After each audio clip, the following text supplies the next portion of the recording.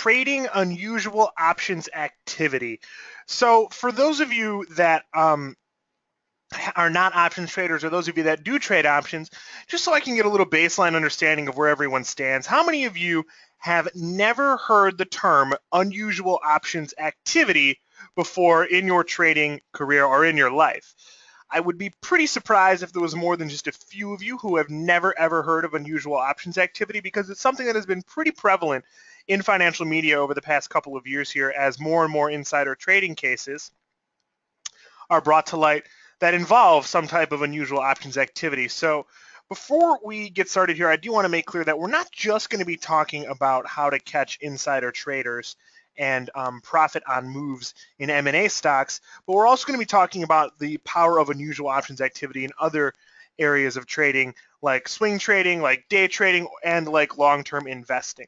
So how many of you would consider yourselves a day trader, swing trader, or long-term investor? Just type into the chat box whether you consider yourself a day trader, a swing trader, a longer-term investor, maybe a fundamental investor. I would guess that there's probably a lot of each of those categories in here. Normally, people are a mix of those three, but it looks like most of you are kind of more swing to longer-term traders or a couple of day traders. So we're going to talk about unusual option activity in all of those contexts because it's an amazing tool for all of those types of traders. But before we do, let's read our standard boilerplate risk disclaimer here. Day trading, short-term trading, options trading, and futures trading are extremely risky undertakings. They are generally not appropriate for someone with limited capital, little or no trading experience, and or a low tolerance for risk.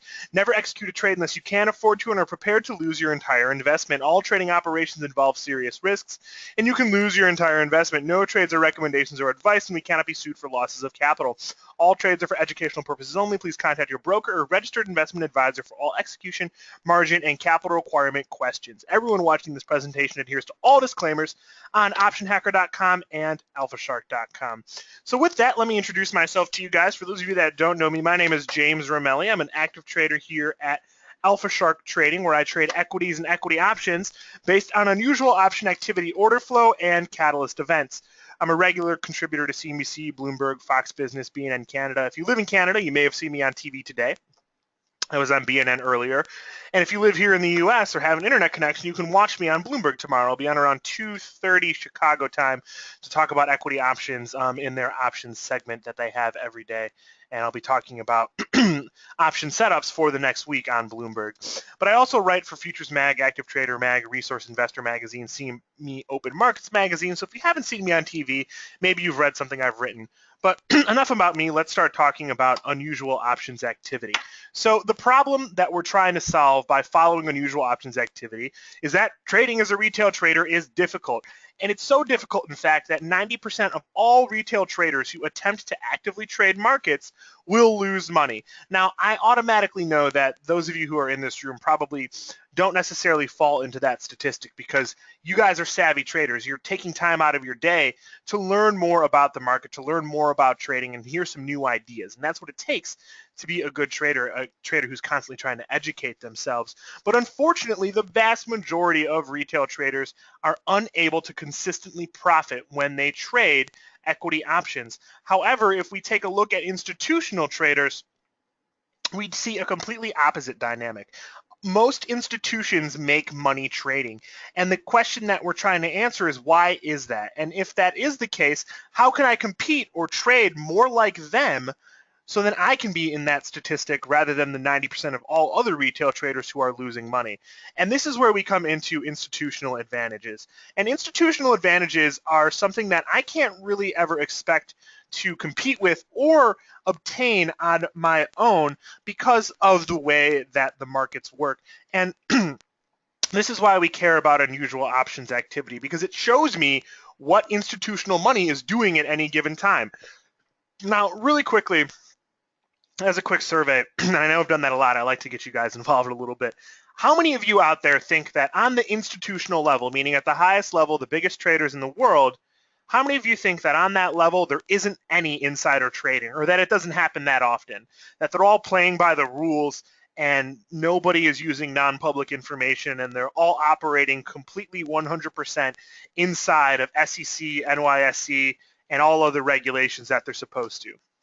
It's funny, I always like to count how many of the responses I get to that question are just LOL, right? It's laughable to think that that's the case, right? It's not the retail traders or small fish out there who are getting in trouble for insider trading. They don't have access to that information on that same level. So we automatically know that not for every institution, but for a certain percentage of them, they have an advantage that I can't compete with, right? And they have an advantage that I don't really want, right? I don't want to break the law. I don't want to be someone who's committing insider trading, right?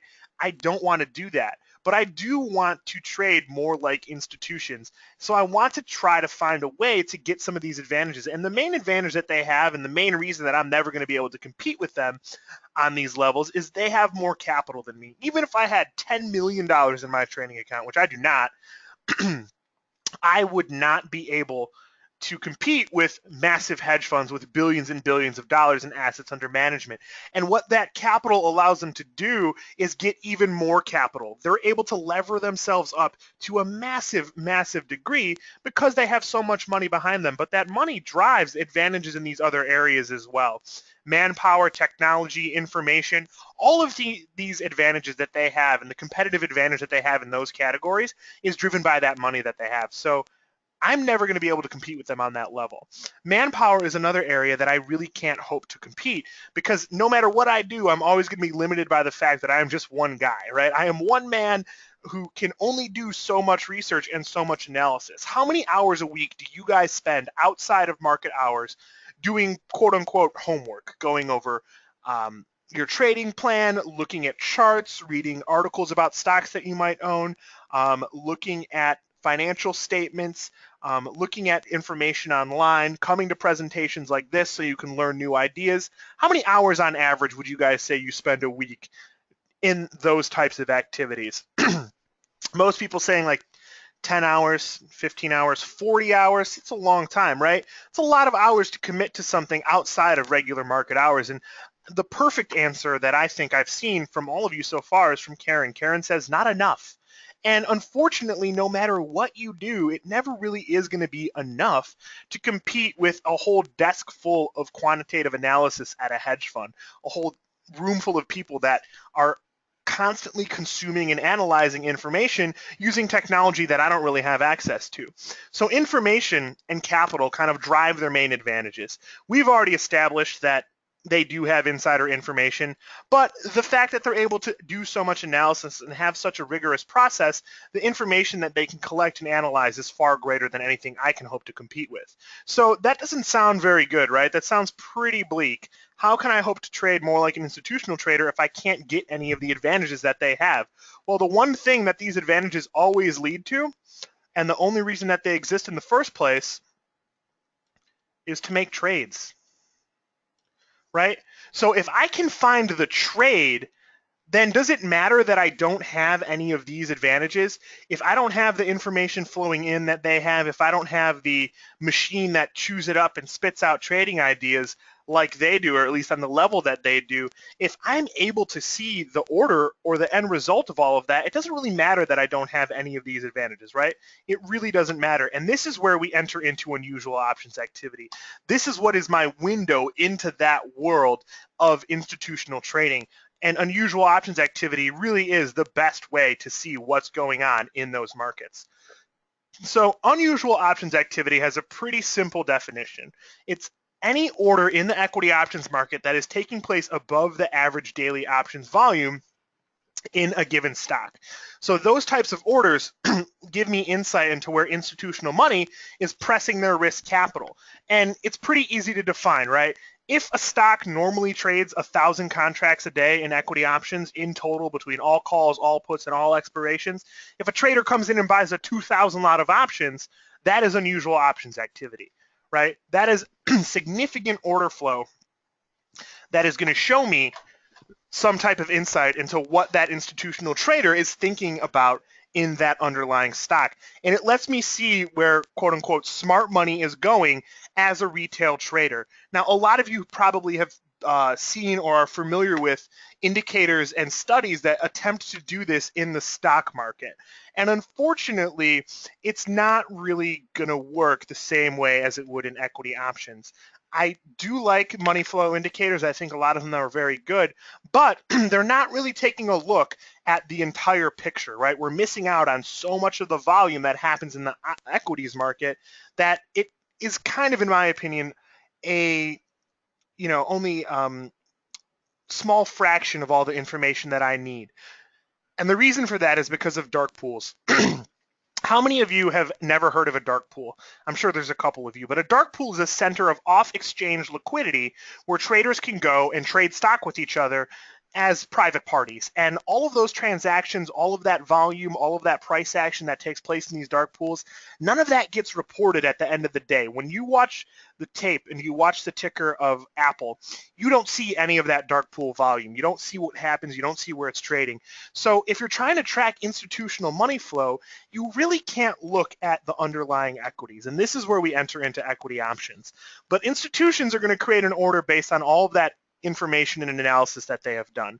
Once they have that order created, it's their job to then get it filled. They're going to call their broker, who's going to call all around to trading desks all over the place or the trading floor to try to get that order filled. But what's really important to understand here is that at no point do they have the ability to send that equity option order flow off of the exchange to a dark pool, right? There are no dark pools for equity options. So that means that no matter what, wherever their order gets filled, it has to get filled on a public exchange, right? So the CBOE, the NYSE, the PhilX, the Miami Options Exchange, the BSX, any of those exchanges, as soon as an order comes across their exchange and two parties come together and trade, they have to report all of the relevant and pertinent information surrounding that trade to the rest of the trading public and to anybody who wants to see it. So if I'm really and truly trying to figure out where institutional money is going, what do you guys think gives me a better picture or kind of cross-section of that institutional order flow? Equities or equity options? Given everything that I just said about dark pools and off-exchange liquidity, what's really going to give me the best look at where they are putting their risk capital, right? Options, exactly.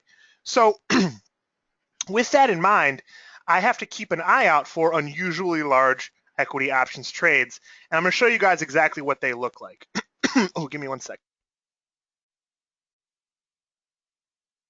Ooh, sorry about that. So this is what an order looks like when it comes across the tape. And try not to get focused too much on the format of what you see here. This is just what it looks like from a scanner that we use called Trade Alert. Now, a lot of equity option scanners out there are extremely affordable, and a lot of big retail trading platforms have them built in. Thinkorswim, TradeStation, those both have equity option scanners that allow you to scan for unusual volume. So even though it won't look like this in your Thinkorswim platform or in your TradeStation platform, all of the information that you see here is going to be present because it has to be. They have to provide that info. The exchange must report it. So what I'm going to be able to see about every equity options block trade that comes across the tape is the time the order took place, whether it was bought or sold, the size of the trade, the ticker, the expiration, the strike price, whether it was a call or a put, the price the option traded at, the offer at the time of the trade, whether it was an opening or closing position, and the price of the stock at the time of the trade. Now, there's a lot of information to kind of gather and consume all at once here, but I want you guys to focus on a couple of key things here. The first thing that we see is that this is a weekly option, right? That expired on a weekly expiration. This is an October 2nd weekly option, kind of an old trade, but that's okay. 1,157 options trading for $1.81 is a $209,000 trade.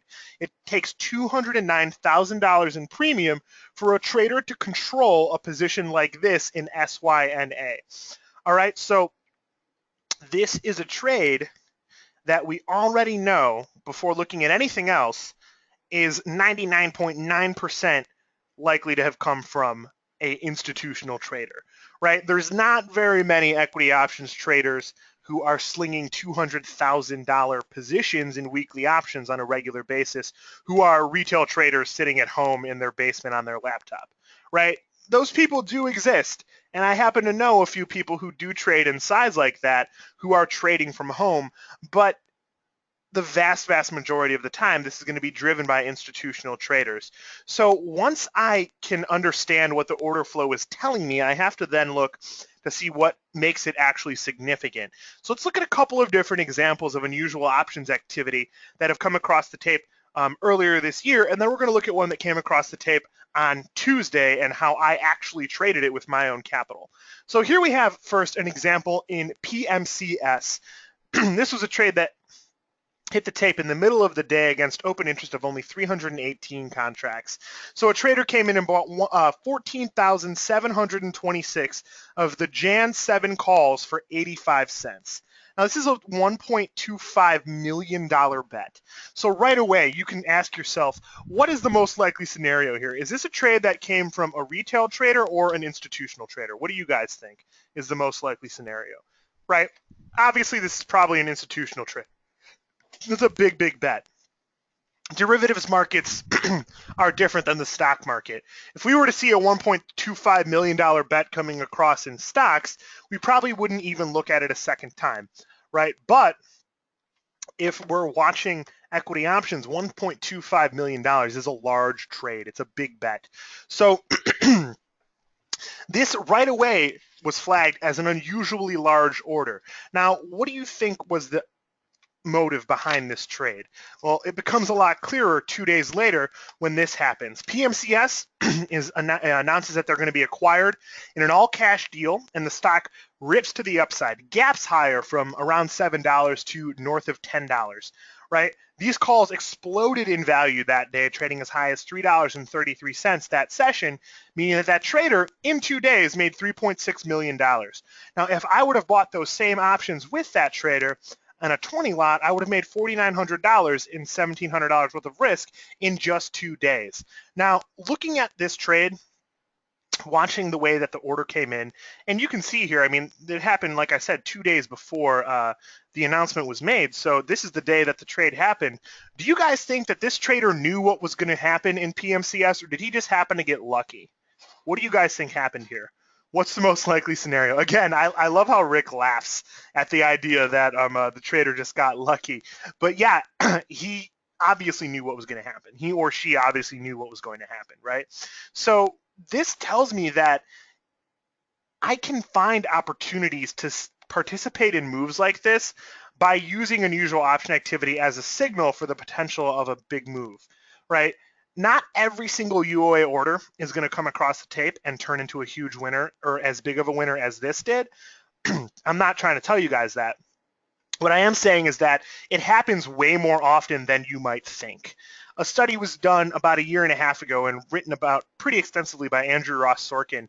And it said that when these researchers looked at all of the M&A deals that happened across the course of a year, that they found unusual options activity, so orders like that in PMCS ahead of the deal 25 to 30% of the time, right? So that tells you that out of all the M&A action that happens in a year, and there's a lot, 25% of the time somebody out there is giving some type of hint using options, and that those options can be traded by retail traders who are paying attention and looking for the order flow. Take a look at another example from earlier this year. This was earlier this year in March. Ooh, why is that still there? In March, a trader came in and bought 5,000 of the Kraft June 67 half calls for 40 cents when the market on the screen was 30 cents at 40 cents. So they paid the offer. It was an opening position and a $200,000 bet. This order came across the tape on March 10th. What can I glean from this right away? Well, for one, it's a relatively large bet, right? $200,000 in equity options in Kraft is a pretty big bet. You don't see that trades like that in Kraft all that often. You know, do you guys think that Kraft is a really exciting stock that hedge funds are trading a lot of derivatives in? Is it a momentum name like Tesla or Apple or Facebook or Twitter, where it's swinging around all the time and hedge funds are trading it really actively, putting big bets on using derivatives like this? Or is it pretty boring? Kraft is a pretty boring stock. Generally speaking, it is not something that catches too much activity. Now, most of you probably already know what happened in this situation, and this 5,000 lot of options was really only a small piece of the total order flow that came across the tape in Kraft that day.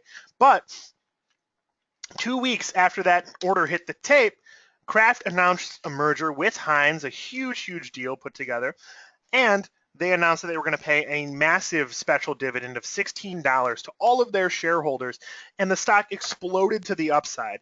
I mean, just absolutely exploded to the upside. And again, this trader that bought all these calls made tens of millions of dollars in this trade. Tens of millions of dollars.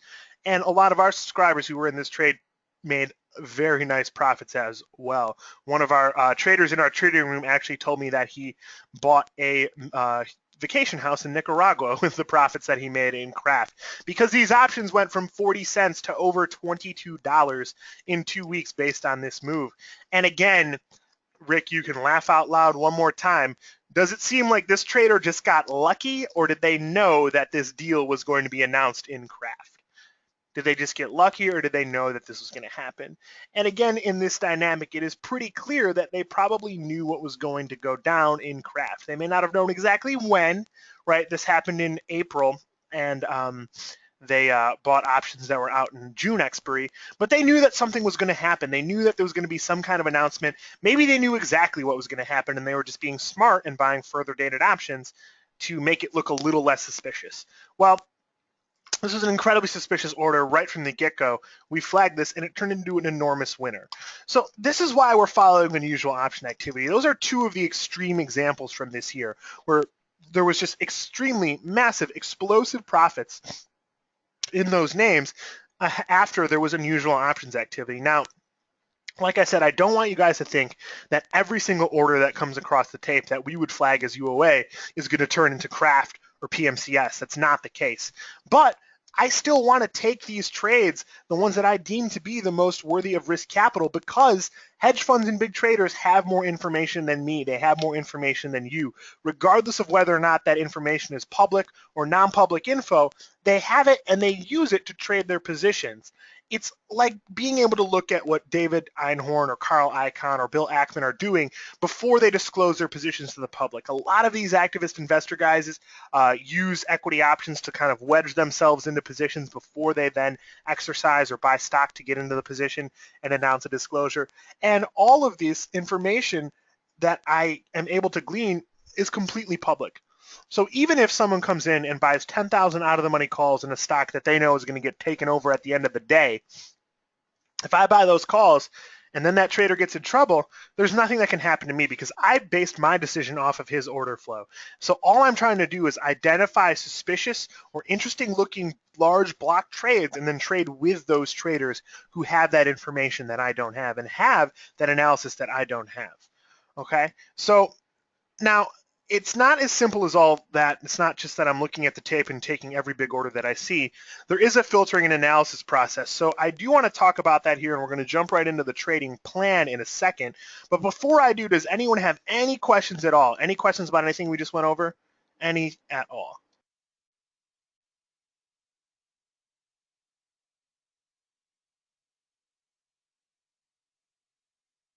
Anything at all? If not, we will move on. All right, so let's move on. If you have any questions or anything pops in your head as we get into the back half of the presentation here, please feel free to interrupt me. Oh, that is a fantastic question, Tom. Tom says, what about for futures? Does this work for futures? Well, it is something that I can try and look at in futures. Unfortunately, one of the big parts of, or big advantages of following this type of trade is that you do occasionally get those situations like Kraft, like PMCS.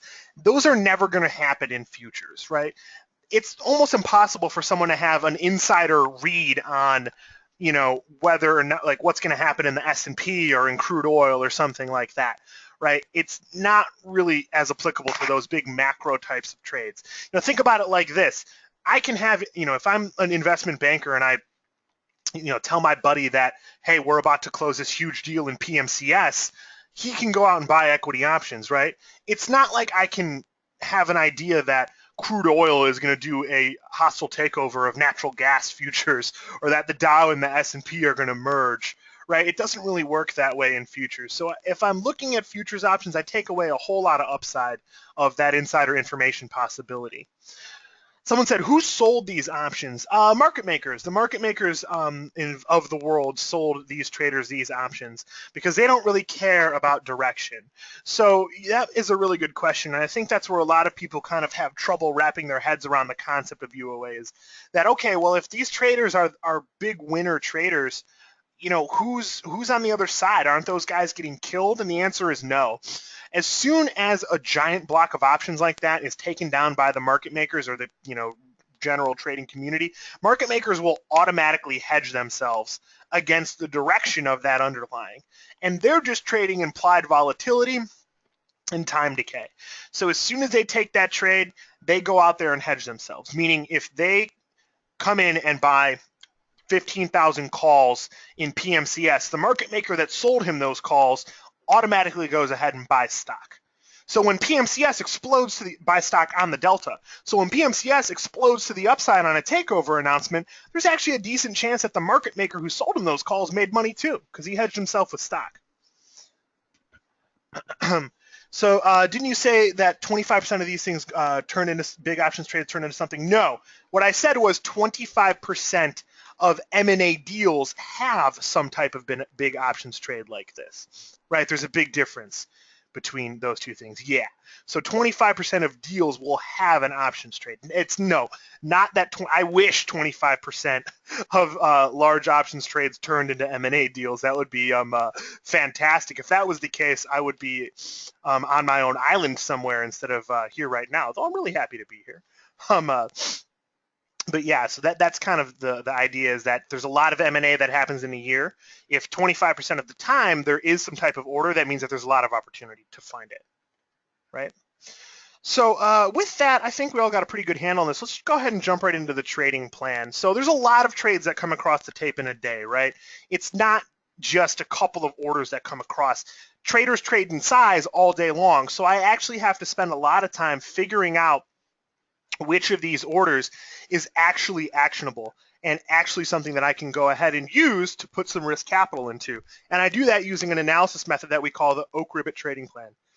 And the Oak Ribbit trading plan is a step-by-step plan that kind of has me evaluating all these different metrics, excuse me, to determine whether or not an order that came across the tape was actually actionable, right? One of the other big questions that people always ask is that, hey, if you see a huge block of calls bought or a huge block of puts bought, how do you know that that trader wasn't hedging themselves against the stock position that they had?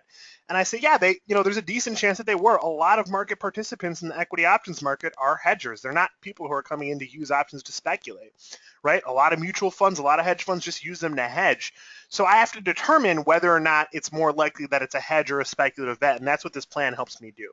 And the first step to the plan is to get the order. So this is an order that came across on Tuesday, this Tuesday. JCI D's 46 puts were bought for 93 cents. This was an unusually large trade against open interest of only 184 contracts, and it's a pretty big bet, right? 4,120 calls being bought for 93 cents equates to about a $485,000 bet in JCI, right? That's not a small trade. That is a rather large trade that has a trader risking a fair amount of capital over a relatively short period of time. On Tuesday, there was only 18 days left until December expiration. So for 18 days, they're risking almost $400,000 that JCI sells off through this 46 level, right? So this order hits the tape, it catches my eye because it's so large, it's such a big bet, and has a short dated front month expiration. So I then need to figure out whether or not it's something I might actually want to buy. So the first thing that I need to do, and this is the easiest and most simple part of this plan, and it's going to help me filter out a whole lot of noise and a whole lot of non-actionable trades, is determining whether or not they were an opening position. A lot of the order flow that comes across the tape is closing, so I have to make sure that I'm not trading with closing order flow. Think about that logically. Do I really want to be getting into a position when a hedge fund trader is getting out of it? No, I absolutely don't. I want to get in when they get in and get out when they get out. So when I'm looking at the orders hitting the tape, I have to make sure with 100% certainty that it was an opening position. Now this one in JCI was easy, right? Really easy because it's labeled opening, right? The broker labeled it as such, but they don't always do that, and not every exchange has the provision for them to do that. So that means I have to have some other method of figuring that out, and I look at open interest and volume to do that. So see here that there was 4,120 contracts bought for 93 cents against open interest of 184. Think about that for a second. If there was only 184 contracts in open interest, is it even possible that they were buying these to close? No, it's not. There wasn't 4,120 contracts there for them to close. So I know for sure right away that this is an opening position. So if volume is less than open interest and the order isn't labeled opening, then the trade could be closing and I need to move on. I'm not even going to move on to step number 2 of the plan. I'm just going to pretend like the trade never even happened. It doesn't matter to me. It doesn't even exist. I only want to trade opening orders and I want to trade orders that have very large volume over open interest. What's more significant? 10,000 equity options being bought against 5,000 in open interest, or 5,000 being bought against 0 in open interest. Well, the differential is still the same, right? But the order that is 5,000 contracts being bought against no open interest is much more significant because there was no interest in it before, and now someone's coming in and putting on an extremely large bet that this trade is going to work out. And that's basically what we saw here in JCI. So after I determine that as an opening position, I then need to go about the task of figuring out whether or not the trade was a hedge or a speculative bet. Now, I don't want to trade hedges. I want to trade speculative bets. So I need to figure that out by using an analysis method called the Ichimoku cloud. And I'm actually just going to do some pretty simple technical analysis to figure out whether or not it's a hedge or an opening play. And using the Ichimoku cloud, I can do that extremely quickly and very efficiently. It might seem pretty intimidating at first. When I flip over to the next slide that has this chart, you guys are going to see a whole lot of stuff, a whole lot of lines, and a whole lot of colors, but please just bear with me for a second. It's actually really easy to read. Actually, how many of you have never heard of the Ichimoku cloud before? How many of you use it? Is the Ichimoku cloud something you guys are familiar with? It's actually a Japanese charting method that was developed a very long time ago. And it's a trend following indicator, and it's really easy to use. We're going to take a look at the cloud, and it's as simple as you have it right here, right? It's as simple as we have it listed right here. Stock trading above the cloud is bullish, inside the cloud is neutral, and below the cloud is bearish. And let me show you what I mean by that. Let's look at a chart of JCI. Here we have JCI using the Ichimoku cloud, and there's really only 2 things that you need to know. Anything trading above the cloud is in bullish territory, anything below it is in bearish territory, and the slope of the cloud confirms the trend. So what do we have here? And really all I'm looking for is something that shows me that the JCI order is not likely to be a bet that they're placing against long stock. So all I have to do is determine that this isn't a bullish setup or a bullish chart in JCI, and then I can confirm that that trade is most likely a speculative bet. So what do we have here in JCI? Well, since they reported earnings, the stock gapped lower, but it recovered. But it's been caught in a range since then, right? And what we had here was a day where the stock tried to make highs, new highs, failed. It did make new highs, failed, and then put a big, big bear candle on this daily bar. And then they came in and bought those puts. So does this chart by any means look screamingly bullish to you guys? Or does this chart look like it's neutral to bearish? Right? It's been in a sideways pattern forever. If I were to show you further out, the stock used to be up here. And the slope of the cloud is flat to downward sloping in the future.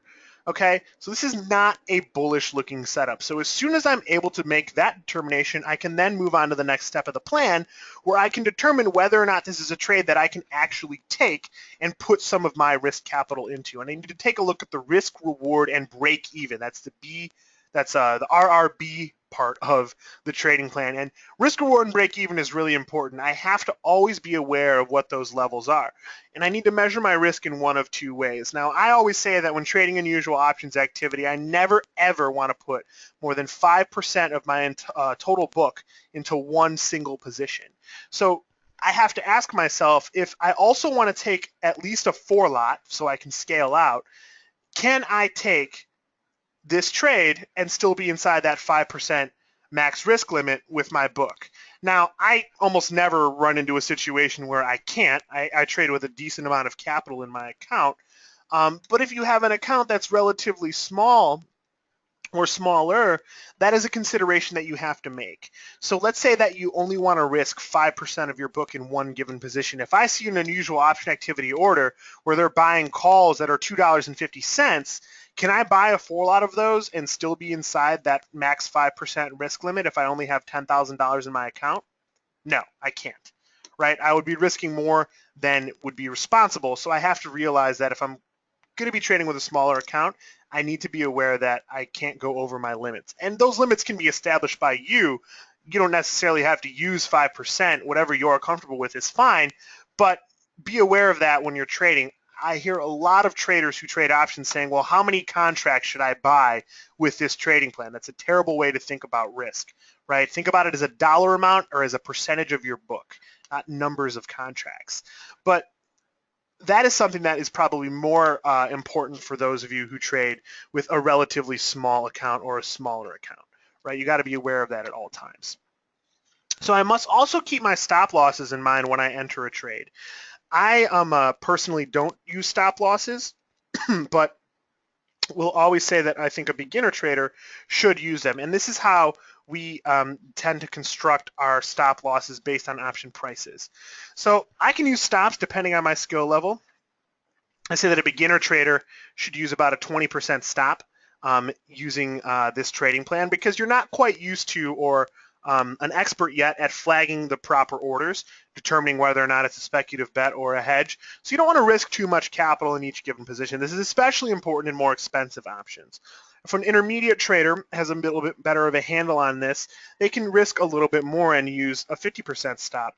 An expert trader like myself, I do not use stops. I like to find opportunities to add to positions. I like to trade around my positions more, so I want to have the ability to do that without worrying about taking a stop.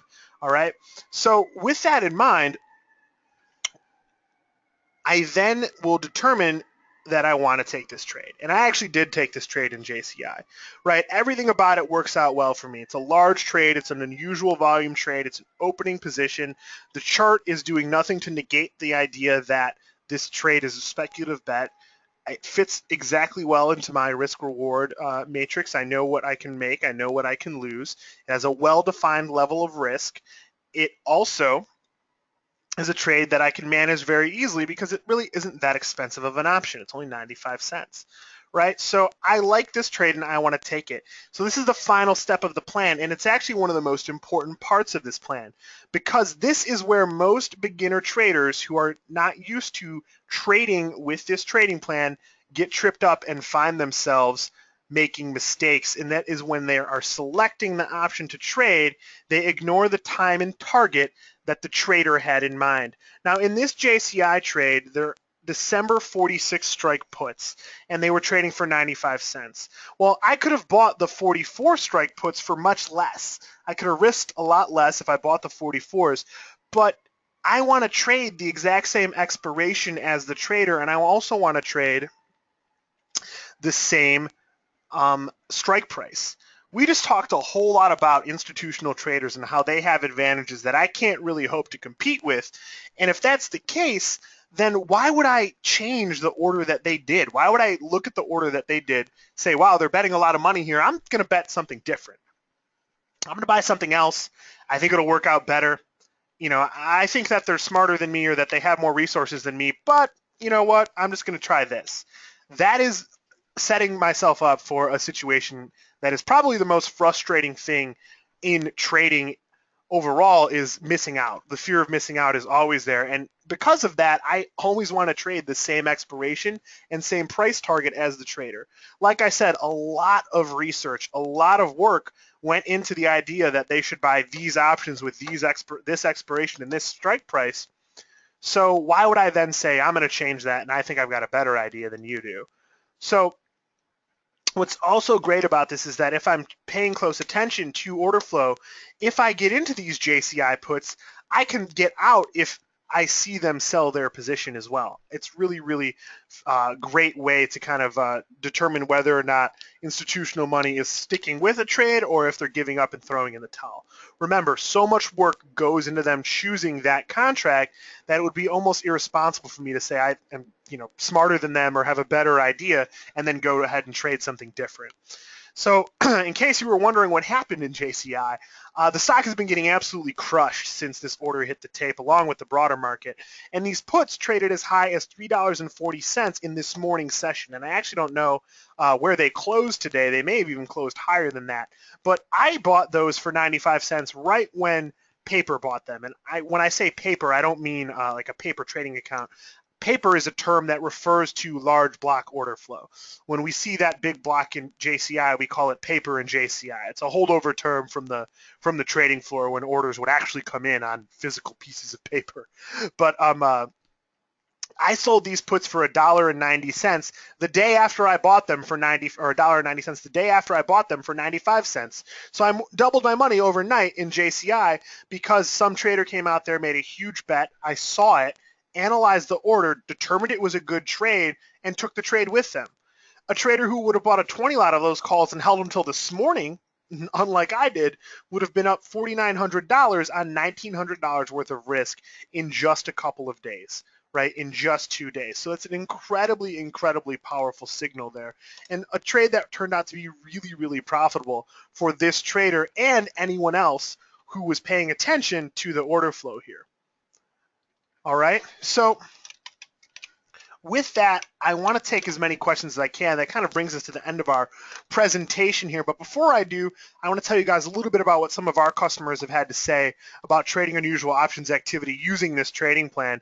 Carol says, I know I've said this at least a few times before. I have had my best day ever at KOTM. We're actually Alpha Shark now. But today I sold 50 Kraft April 67.5 calls for a massive, massive profit. I sold some at the open and the rest a few hours later. There's no better room than KOTM. Widot says, I was trading fives and I am now trading 50s and 100s. I was afraid to enter trades, but now I learned how to trade different strategies, so thank you, Team KOTM. I have a lot of courage now to trade emotionless and take decisions faster. And Matt says, trading with Alpha Shark has been very, very good to me. He made over $1 million in our trading room last year trading unusual options activity with this trading plan. He did this, I know this for a fact because I've seen his confirms, an incredible, incredible story from someone who is incredibly successful at trading unusual options activity after coming to Alpha Shark and hearing what we had to say about it. So with that, I want to take your guys' questions, but I do want to give you guys a chance to check out a workshop that we have on demand called the Unusual Options Activity Trading Plan Workshop. Regularly, we sell this for $497 on our website, but we're going to offer it to you guys tonight for a very special discount. And we're actually going to throw in a bonus that we have never included before with this workshop, and then it's a live Q&A and trading session on December 22nd at 1 p.m. Eastern time, so during the market hours. You guys are going to get to come into this session, watch the order flow, watch the tape with me during the day, and see how I trade it and see how I analyze and break down unusual options activity in real time. So it's really, really fantastic. You get to take the course and then come and see how you can apply those ideas that you learned in the course in real time. And in the course, we're going to talk about why call buying is not always bullish and put buying is not always bearish, and how to determine whether or not a trade is a speculative bet or a hedge, how to look for speculative options order flow, to determine the best places to put risk capital, whether or not a position is opening or closing, and how to determine without a doubt whether or not a trade is actually worthwhile. We're going to go in depth in the Oak Ribbit trading plan to look at all the different types of situations and orders that you might see coming across the tape. There's a lot more that you can see than just simple buying of calls and puts, and that information is valuable too, and we go over that in depth in this workshop and what you can do with it. Also, we do an overview on how to use the Thinkorswim scanner to scan for unusual options activity. So if you don't have a scanner of your own or you don't want to pay for one, we're going to show you how to use the one in Thinkorswim. We're going to talk about how to read options volume versus open interest and why average stock volume is important for day trading. So if you're a day trader, we're going to show you how you can use UOA to day trade not only options, but stock as well. And we also are including the live Q&A session and watch me the ability to watch me trade on December 22nd at 1 p.m. Eastern time. So optionsonthefloor.com/flow. Go check this out. We're offering this for $97, which is an 85% discount from our regular price. The Q&A session will be really great. You guys get to see me watch me trade live, see what it looks like during the day and what it's like in real time to trade this way. And it's going to be a really good time. So I really, really strongly suggest you check it out, because in addition to that, we also, like with all of our other workshops and services, offer a 100% money back guarantee. So if you take this workshop, you come to the session, you don't like it, you don't think that it's a trading plan that's going to apply to you, we will give you back your $97, no questions asked. We don't want your $97 if you feel like you didn't get value out of it. First off, I'd be really surprised if that was the case. And second off, if that is the case, we don't want your $97. So please check it out. Take the workshop, go through the workshop. It's about 3 hours long, I think 2.5 hours long. Bring questions to the session on the 22nd. Any questions that you have, once you go through the workshop, you'll actually be able to flag trades on your own. So you can even bring some trades to the workshop, to the session on the 22nd and ask me about them. We can break them down for you guys. It's going to be really great. I believe the live Q&A and trading session is 2 hours long on December 22nd. So it's from 1 p.m. Eastern time to 3 p.m. Eastern time.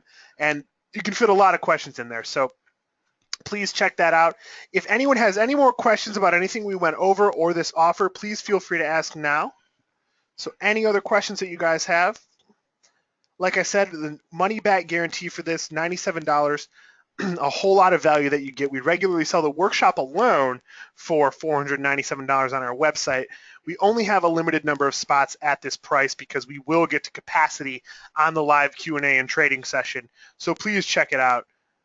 Someone said, can you back up to the cloud chart and explain explain that part one more time really quickly? Yeah, sure. So let's go back. Oh, let's see if I can just go back to the.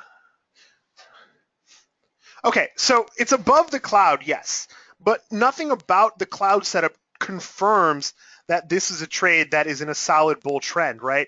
We've been chopping around since earnings, and the cloud slope is not upward sloping. So this is not confirmed. So all I'm looking for is a setup that isn't screamingly bullish, and then I can tell myself, okay, well, it's not very likely that they're coming in and loading up on stock and buying puts here in JCI, given the chart that we have. The stock had an enormous wick on the top of the bar showing capitulation up here. They rallied up to this level. The market rejected this price, put a really big red body on this candle, and then they came in and bought a bunch of puts, right? That's the exact kind of signal that I'm looking for. And in the workshop itself, we go over the cloud in a lot more depth. So optionsonthefloor.com/flow. Please check out this offer.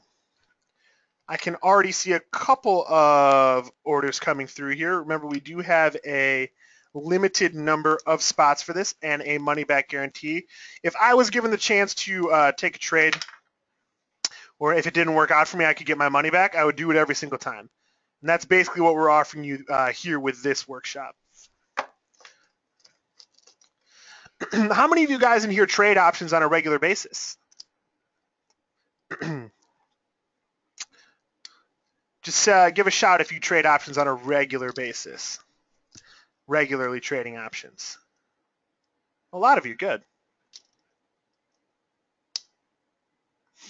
Now you just day trade? Yeah. So what's great about unusual options activity is that it can fit into any type of trading plan, whether you're a day trader, swing trader, long-term trader, because the order flow comes all across the board, right? Institutional traders and hedge fund guys, they trade all that stuff. They trade options that expire tomorrow. They trade options that expire at the end of the day. They trade options that expire in 2 years, right? So you can look for order flow that makes the most sense for your type of holding period and general style, and then use that information to leverage in your own plan. Right, so it's really, really great and really applicable to anyone who trades options and to people that trade stock as well. If you're a stock trader, you'd be surprised at how many good signals we get in stock using unusual options activity as a signal and a guide to enter a trade. So any other questions, guys? Any other questions? Any other questions?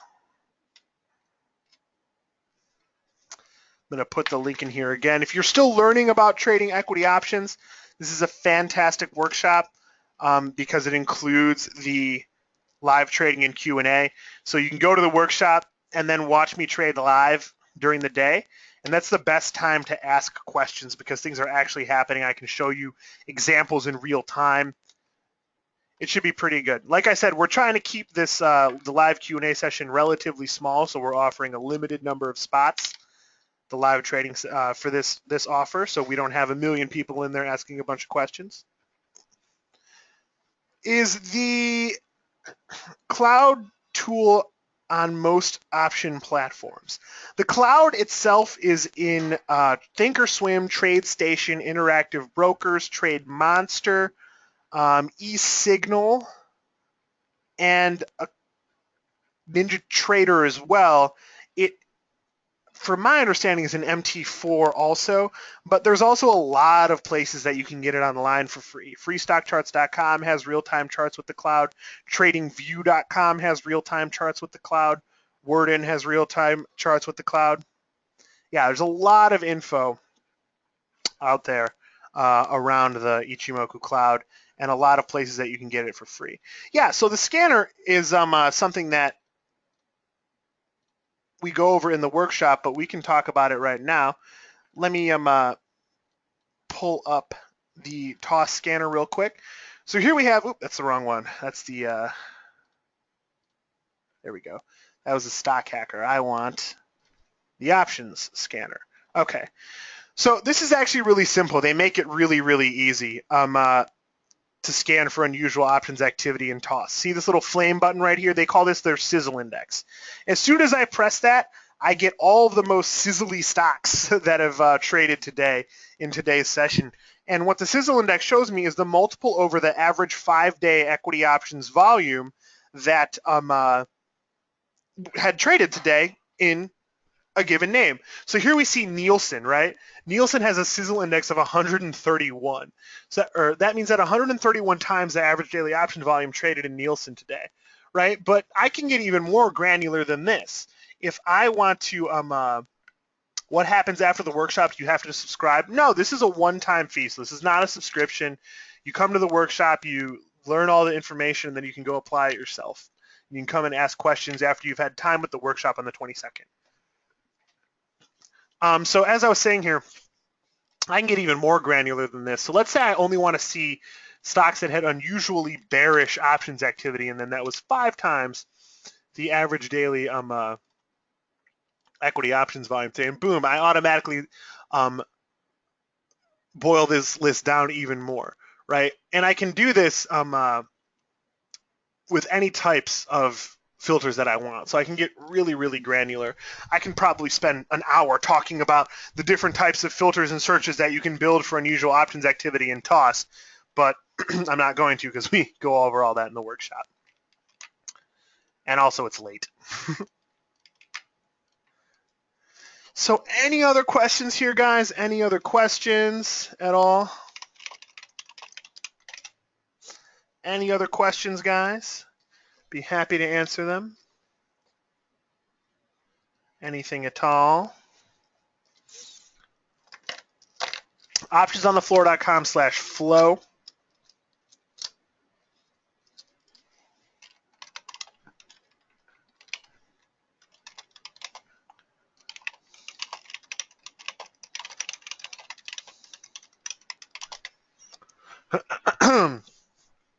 Thank you, Rick. So any other questions, guys? Any other questions? I'm going to put the link in here again. So please check this out. Like I said, we have a money back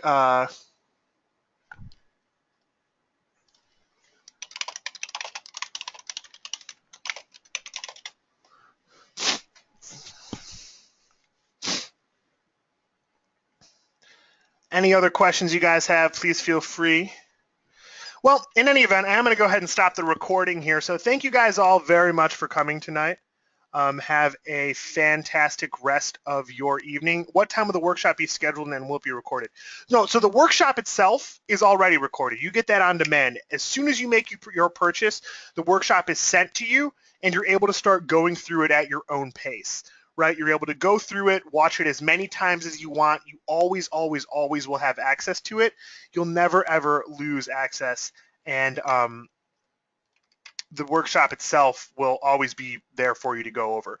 Then on the 22nd at 1 p.m. Eastern time, we're going to spend 2 hours going over real-time setups and answering questions for you guys on the 22nd. That will also be recorded, and you will be given a recording of that. So you can watch the workshop between now and the 22nd and then bring all the questions that you have about it to that session and get them answered. Right? So it's kind of the best of both worlds. You don't have to come and sit and listen to me talk for 2.5 hours or 3 hours during the workshop. You get the recording, you can go through it at your own pace, and then we skip right to the part where you are able to ask questions during this session on the 22nd, right? So any other questions, guys? Any other questions? If not, I'm going to go ahead and stop the recording. So thank you all very much for coming. Everyone have a fantastic rest of your evening, and as always, happy trading. Thank you very much, guys. Have a great night.